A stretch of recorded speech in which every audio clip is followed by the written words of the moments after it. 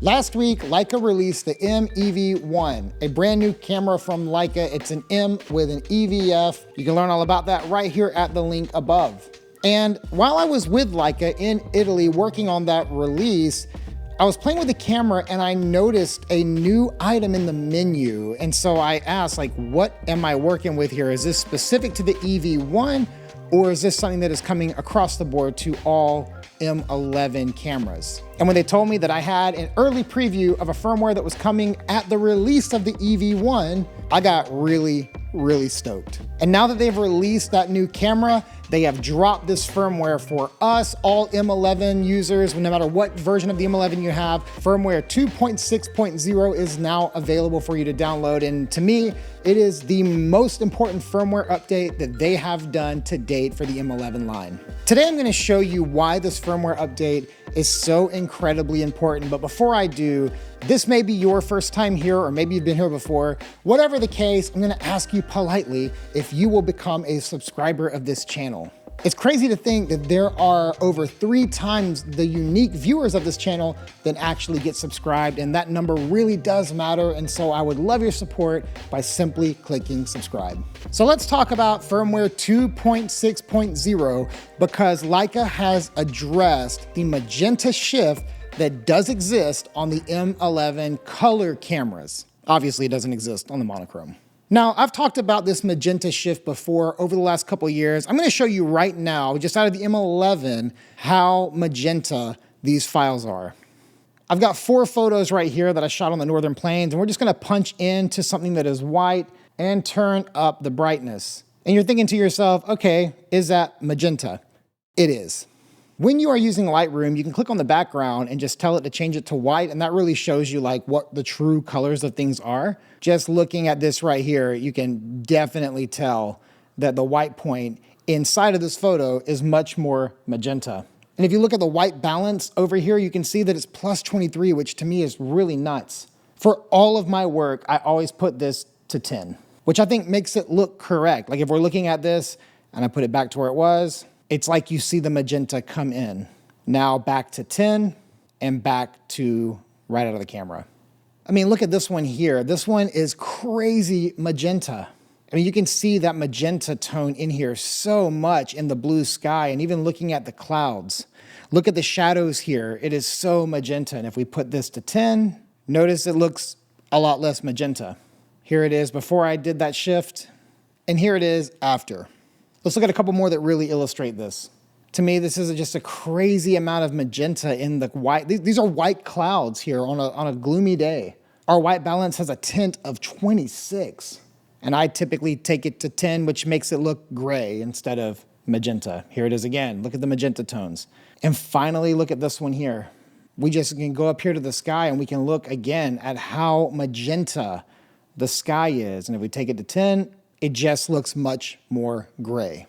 So my workflow for as long as I've had an M11 camera has been to edit the white balance tint of all of my photos to plus 10 instead of like plus 20 something. Now I do shoot at 5,000 Kelvin mostly, sometimes 48, up to maybe 52. Like all of my natural light photos are just in that range typically, but my tint is always at plus 23, plus 22, somewhere in there. And that is the magenta shift. But with firmware 2.6.0, Leica has addressed the magenta shift. And I'm gonna tell you how to get to it right now. So go ahead, take a minute and download 2.6.0 if you haven't already. I'll wait.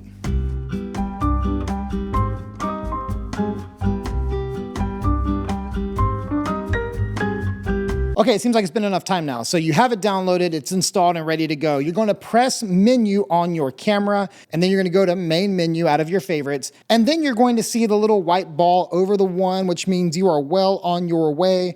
You're gonna scroll down to page 2 to white balance. Go ahead and click on that. You can see I've got mine set right now to 5,000K. But if I click into it, I'm gonna see these new things on here. If you take a look at it right now, you're going to see white balance adjustment, which we can turn on and off, and then white balance adjustment as a submenu that we're going to look at right now. So go ahead and turn that white balance adjustment on. And here it is, guys, the brand new menu item here where you can tint your white balance cool or warm. You can also tint it green or magenta. Now, I think Leica does a fantastic job with their white balance in terms of coolness and warmth. It really looks how I want it to look. But in terms of tint, the magenta shift, as I just showed you, drives me absolutely insane. So what I did here is I built a flat lay scene with some various items, made it really colorful. Then I put the camera on the tripod and I only changed the white balance settings and then took multiple photos to try to test and see if I can get the green tint to land as close as possible in the ballpark to how I think the white balance should look. So let's go ahead and take a look at this first photo. This is auto white balance. The lights were all set to 5000K, which is not really warm, more of a daylight look, but the camera saw this at 5550 and a tint of 23. Just to see the color card against the white backdrop, I'm gonna square it up real quick. And you can see along the left side here just how warm the white balance is, but also how magenta the white balance is.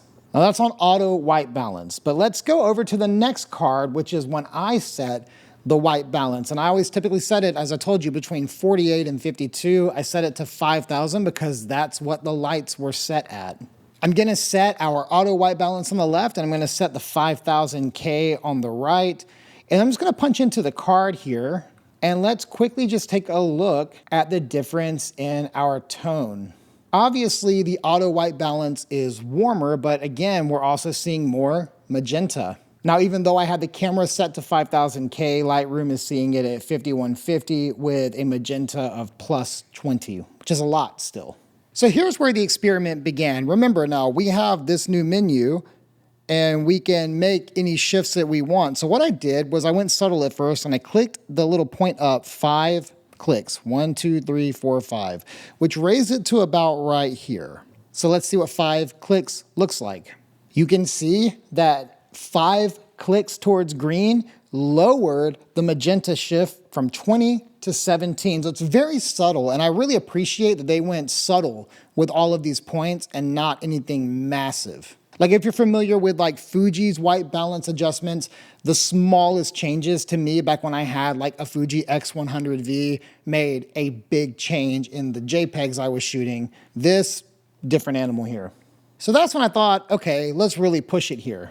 Just eyeballing it, I raised it up to where I thought was maybe around 50%. And upon doing that, we got a fairly green image. You can see here that now I am at +7, which remember, I typically land around 10. And that surprised me because if you look at the top here, you definitely have more green tones than you do magenta tones at this point. So it feels like it might be a little much. And then to be super curious, I pushed it all the way to 100% towards green to see how extreme we can make the green tint. And this is where it landed. You've got the auto white balance on the left and this new 100% green on the right. The green is at -4. And obviously, this looks like hot garbage. Like we don't ever want to push it that far. I mean, unless you're making a creative choice to do it, you don't want to do this. And just to save you from all of the other tests I did, because we could literally do this all day long, where I landed was +15. Why 15?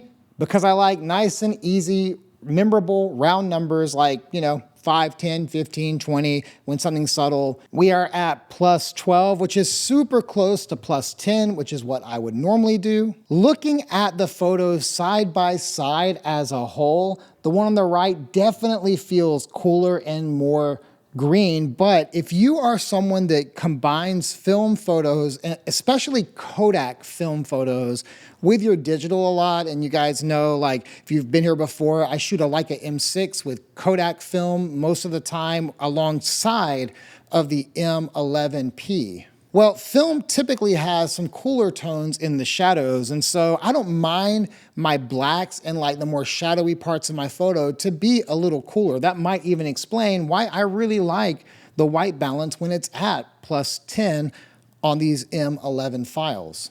When I look at these two photos side by side, the right side looks more like it did in real life, like significantly more. Because remember, the lights are set at 5,000. They're not warm. They're actually quite white. Like if I was to show you the light right here, this light is set at 5,000 and it's very much a daylight temperature. It's not incandescent. It's not a warm tone.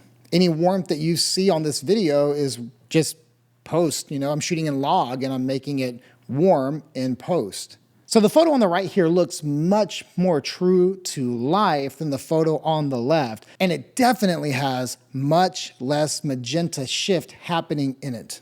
Now, being that this firmware just came out, I have not really had the opportunity outside of my time in Italy to go out and shoot with this firmware on this camera at all yet. I just got back from doing a workshop where I was in Jackson Hole. We'll cover that at a future date, a later time. But I wanted to empower you and give you the settings that I have found to be the most true to life and be the correct white balance setting. And I use that word correct only to say, like, it's correct for me. We're talking about art. You can interpret it however you want. But if you download 2.6.0 for your M11 and you set your white balance 15 up towards green, I think you're going to find your white balance is much closer to reality, especially under controlled lighting or under natural light, than you're going to find with the magenta shift that's been happening in the M11 line basically since it came out. And of course, this is all a taste and preference thing, so don't take any of this as gospel truth. You do you, but this is how I'm gonna do me. Get that firmware updated, and then try this out, see what you think. I hope that you found this video helpful, and as I mentioned earlier, if you are not a subscriber, then please get subscribed. As always, thank you guys so much for watching, and I'll see you next time.